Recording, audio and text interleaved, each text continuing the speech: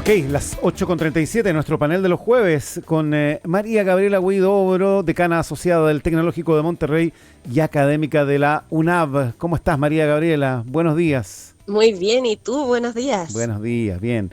Carlos Tromben, escritor y académico de la USACH. ¿Qué tal, Carlos? Buen día. Muy buenos días.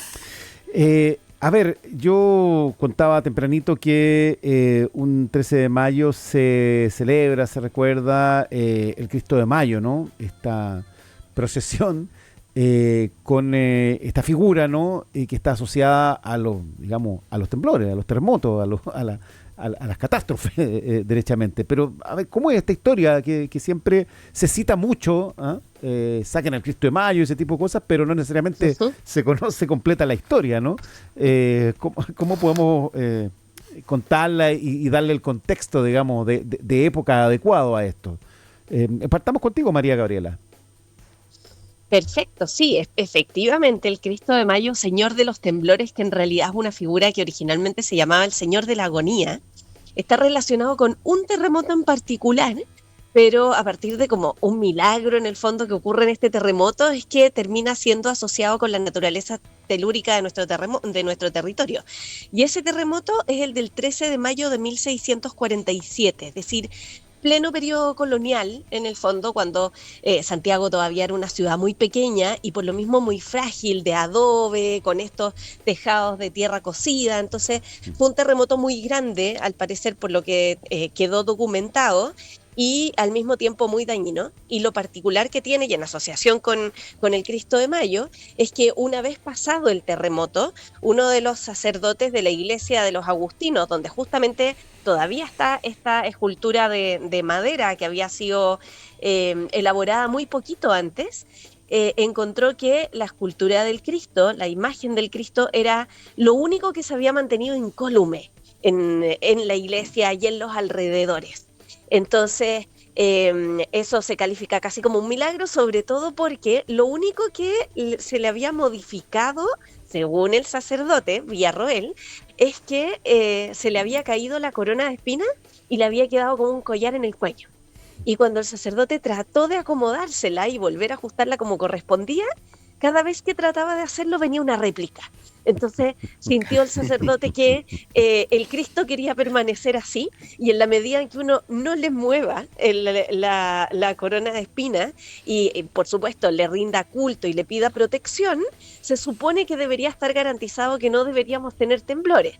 Y lo simpático es que la tradición también dice, el rumor, que las pocas veces que se ha dejado de hacer la procesión del Cristo de Mayo o ha sido menos visible para los 13 de mayo, ha sobrevenido al año siguiente el terremoto. Entonces esto habría sido el 84, parece que nos pusimos flojitos y no hubo una procesión como correspondía, el año 2009 y así.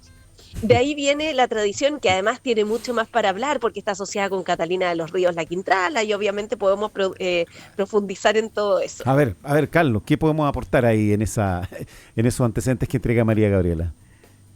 No, sí, o sea, curiosamente las coincidencias se dieron en muchos momentos. En particular el año 60, el año del terremoto de Valdivia, que fue el 22 de mayo, en la procesión del día 13, el intendente de Santiago solicitó que se hiciese, no en la vía pública, porque había habido unos incidentes, manifestaciones en los días previos, era un momento delicado políticamente, durante el gobierno de Jorge Alessandri Rodríguez. Entonces esa modificación del trayecto no es que se haya suspendido, sino que no se hizo públicamente. Semana siguiente tenemos no solamente un terremoto, fueron tres, ¿no? Primero fue en Concepción el 21 en la mañana, en Angol el 21 por la tarde y el 22 en Valdivia, que fue el mega terremoto de toda la historia de Chile. Así que algo de fuerza predictiva, por lo menos, o la coincidencia tiene. Ahora, me llama la atención, Carlos, que esto, decía María Gabriela, parte en el Chile colonial, pero se sostiene en el tiempo. Sí, claro, pues en un país sísmico, si tú ves la lista de sismos grandes que hemos tenido, es una lista gigante. Entonces te puede tocar en mayo, te puede tocar en cualquier mes, con la intensidad de o sea, cualquier parte del territorio. Claro. Lo que pasa es que eso es una forma de sostener una creencia, los temblores. Claro, ahí tenés. Claro. No hay cómo. Ya, perdona, te interrumpí. No, es que era el hecho de que el terremoto del 47 se produjo después de muchas décadas que no hubo terremoto en la zona central. Y además murieron como entre 600.000 personas de una ciudad de 4.000. Entonces la devastación y el efecto que provocan las tragedias en la religiosidad, en las creencias populares es real. Eso sí que es real, no se puede desmentir. A ver, María Gabriela, tú hablabas de la Quintrala asociada al Cristo de Mayo también. Sí, mira, yo por respeto hablo de ella como Catalina de los Ríos y Gisberger. Dejémosle Benjamín Vicuña Maquena el desfile de la Quintrala. No, pero bueno, primero, yo creo que respecto a lo que decía Carlos, justamente, nosotros somos un país de cultura sísmica y en parte marcamos nuestra historia a través de los terremotos. Como que uno tiene recuerdos, ahora son pre y post pandemia, pero también los tenemos pre y post terremoto. ¿No se ha fijado que uno como que ordena su vida en función de antes, después del terremoto del 85, el terremoto del 2010, los mayores del terremoto del 60 y así? Entonces es interesante porque arrastramos justamente toda esa tradición asociada a la naturaleza de nuestra tierra y obviamente pasa a tener más repercusiones porque sobre todo en época colonial había todo un imaginario religioso que trataba de explicarse más que de manera científica los motivos por los cuales se movía la tierra. Y bueno, en ese sentido también, se supone, todo esto forma parte de un mito y parto advirtiendo esto, pero el Cristo de Mayo convive en la colonia con Catalina de los Ríos y Gisberger, nuestra Quintrala, que era vecina de la iglesia de los agustinos. Casi todos los Gisberger estaban sepultados en tierra de los agustinos, entonces había una conexión familiar muy importante para Catalina con esta orden católica. Y lo que cuentan viene en realidad de los relatos que dio Benjamín Vicuña Maquena 150 años después, casi, 130 para ser exacto, porque la novela que escribe Vicuña Maquena sobre la Quintrala es de 1877. Y ahí él, entre otras fechorías que cuenta de esta malvada mujer de la colonia, es que ella se habría sentido observada por la imagen de el Señor de la Agonía, del Cristo de Mayo, que parecía como juzgarla. Dicen que porque usaba mucho escote, porque maltrataba a sus esclavos, entonces sentía que él siempre lo observaba, entonces al final ella decide en algún minuto llegar y sacarlo y lo tira hacia la calle, con una frase malvada además, dice, no me gustan los hombres que me miran con mala cara. y habría hecho un agravio con el Cristo. Ahora uno dice, ¿por qué tiene la osadía de sacarlo de la calle? Porque se supone que como la iglesia estaba destruida, ella se lo lleva a su casa mientras tanto. Pero en el fondo es reflejo como de esta mala mujer que en el fondo viene a, en realidad, la novela de Vicuña Maquena, a simbolizar todo lo malo, toda esa superstición que tenían los tiempos coloniales que había que superar. Y lo interesante es que, bueno, esto viene como a sumar con una figura que en esa época era todavía muy icónica y que la acompaña en su vida, porque quien construye la escultura, la del Cristo en madera, es Pedro de Figueroa, un sacerdote que había llegado a Chile en 1604, el mismo año que nace Catalina de los Ríos. Entonces hay una conexión ahí. Y finalmente cuando ella muere, gran parte de su herencia la deja para financiar misas en favor de su propia alma y de la de sus antepasados. Entonces, los agustinos terminan beneficiándose de la fortuna de Catalina de los Ríos y Vicuña Maquena lee esto como una manera de ella pedirle perdón al Cristo de Mayo por la ofensa que había cometido años atrás. Ya, ok. Oye, perdón, a propósito, mencionaste la imagen, ¿no? Quien la talló, quien la creó. La imagen es la misma la que se conserva, ¿no? Hace casi 380 es la años. Misma, sí. Sí, no ha cambiado, no, porque aquí... Hecha en ciprés, muy firme. Ok, claro, pese a que la lanzó Catalina, o que puede haber, no sé, pues con todas las cosas que pasan en Chile podría haber un incendio, otro tipo de catástrofe que sería afectada, pero no, digamos, ha sobrevivido. Eso es importante. Bueno, también. en parte no quiero, eso no quiero es ni pensar qué podría pasar si sufre algún accidente la imagen del Cristo Mayo. Mejor no nos imaginemos eso. Claro, que desaparezca el Cristo Mayo porque ya que pasó se la roben, una cosa así. Hay que cuidarlo, ¿no? No demos ideas, ya, por favor. No lo digo, pero pregunto si no ha pasado algo. O sea, son 379 años, pueden haber pasado muchas cosas entre medio, Carlos Trombeno, ¿no? Sin duda, sin duda que o sea, por cautela mejor ni tocarla. Y la estatua es bastante expresiva, ¿eh? Yo le encuentro mérito artístico, porque efectivamente transmite algo el rostro del crucificado de Jesucristo. Me parece que tiene esa fuerza expresiva, que en el contexto hay que imaginarse también la devastación. Un detalle económico, ¿eh? Si la Iglesia Católica y la Real Audiencia estimaron los daños, o sea, toda la ciudad del suelo, como 1 millón de pesos oro de la época, y la hacienda pública tenía como 6.000. Ajá. O sea, ¿ah? Claro. O sea, en ese contexto, ver esa imagen y ese Cristo doliente, sufriente, intacto y a la vez muy expresivo, debe haber sido algo tremendo. O sea, me pongo en el lugar de un creyente después de algo así. Claro, ¿no? O sea, una imagen potente, ¿no? Las imágenes igual van cambiando con el tiempo, ¿no? Acá hay como o sea, cada tiempo va otorgándole a la imagen digamos, una mirada, un significado diferente, ¿no? En el tiempo de la colonia las cosas, la religión tenía un lugar, pero súper distinto al que tiene hoy día. Sí, sin Por duda, supuesto, sin duda. sí. Claro. Sí, a ver, María Gabriela. Dale, Carlos, dale. Ordenemos. Claro, los terremotos de la era laica son distintos. Sí, pues, claro. A ver, pero ¿qué diferencia? Porque para contextualizar un poco, ¿no? ¿Cuál es la importancia de la iglesia en este tiempo que estaba metida en todo, dominaba casi absolutamente todo, ¿no? ¿Carlos? La iglesia era omnipresente, era una fuerza económica, era una fuerza, digamos, casi como un cuarto poder del Estado, podríamos decir, ¿no? Intervenía directamente en muchos asuntos, tenía una judicatura propia, que era el Tribunal del Santo Oficio, marcaba las horas del día, el calendario a lo largo del año, con las festividades religiosas, con distintas procesiones. Entonces, por eso también se vive desde ese lado, desde ese lugar, el terremoto famoso aquel. María Gabriela, a ver, a propósito de esto, de la iglesia y de cómo las imágenes también pueden ir retratando eventualmente, no sé, los tiempos, las épocas. Es que, claro, en general, un terremoto, una devastación así, porque pensemos que además los daños no solamente son los del movimiento telúrico y sus respectivas réplicas, lo que cuentan los cronistas de la época, además que, bueno, como en la mayoría de nuestros terremotos, después vinieron muchas réplicas. En este caso el terremoto lo que tuvo de particular es que como que no se anunció. No hubo antes algunos temblores que avisaran de estos famosos ahora que le dicen enjambres sísmicos. Sí. Tampoco tuvo el sonido tan característico que tienen los temblores en nuestro Valle Central, que como que se escucha que la tierra se mueve desde el centro primero hasta que llega finalmente y aflora en la superficie. Y lo otro que tiene de daño después, y que fue muy característico de otros terremotos también, pensemos el de Valparaíso, por ejemplo, en 1906, los incendios, o sea, lo que se salva del primer movimiento telúrico, después se ve afectado también muchas veces por incendios, y luego también viene el problema del agua, del hambre, de epidemias también por problemas higiénicos que se producen.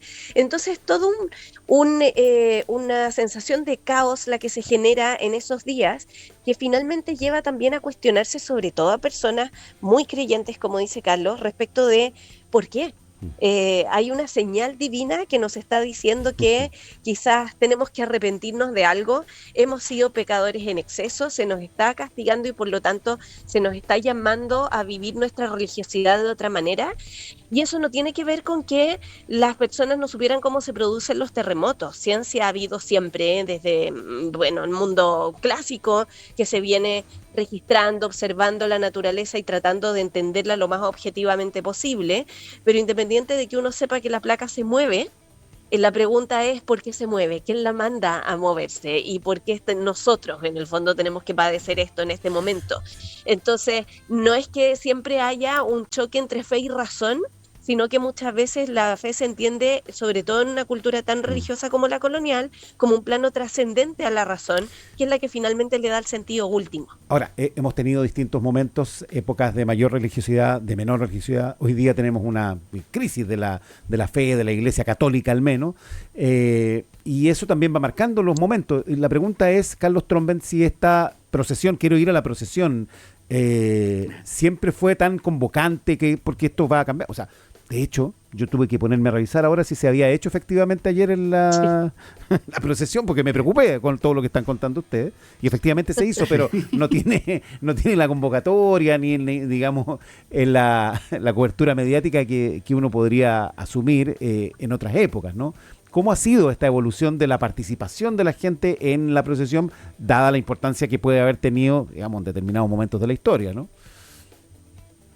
Bueno, es muy interesante lo que cuenta María Gabriela sobre Vicuña Maquena y su relato de la Quintala, porque Vicuña Maquena representa esa corriente laicista, bastante anticlerical, que se da en ese momento. Entonces la novela, con todas sus fabulaciones y exageraciones, probablemente Catalina de los Ríos era una mujer de poder, como cualquiera senadora, fiscal, como la Contralora de la República, pero queda en la historia como una mujer mala, porque está asociada también a comprar su indulgencia, a comprar su más allá, y que la iglesia le concede eso por plata. Entonces hay una lectura anticlerical de la novela que también explica lo que tú señalas, que la religiosidad se fue privatizando o relegando al espacio privado del templo mismo y abandonando paulatinamente el espacio público. Todavía quedan algunas, pero son residuales y de mucha menor envergadura de lo que fueron el periodo colonial y el periodo republicano, hasta la época